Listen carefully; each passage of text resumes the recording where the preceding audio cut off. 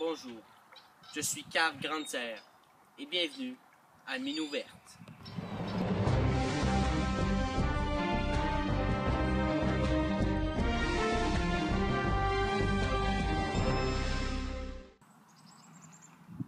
Ce soir, nous allons parler d'un minéraux qui a changé bien des vies, le radium. Un reportage présenté par Yvette Desrochers et Claire Laroche.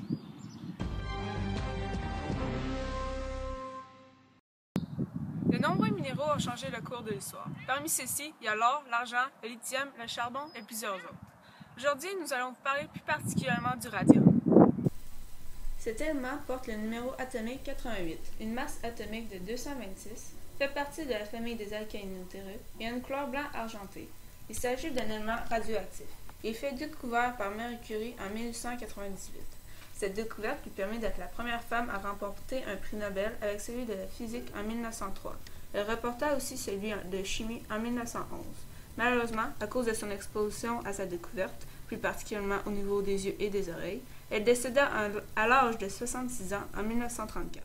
Cet élément a beaucoup fait avancer la technologie médicale. À partir de 1901, on s'en servait pour faire de la curithérapie. Ce traitement consistait à placer le radium scellé près d'une zone à traiter afin de dissoudre des tumeurs. Elle était utilisée afin de guérir le cancer de l'utérus, de la prostate, du sein et de la peau. Toutefois, l'engouement que lui vouaient les États-Unis et l'Europe se ternit en 1950 à cause de ses nombreux effets néfastes. Ce fut par contre le début des traitements de radiothérapie. Nous pouvons donc affirmer que sans ce minéraux, de nombreuses vies supplémentaires auraient été perdues à cause du cancer. Le radium a aussi des propriétés photoluminescentes.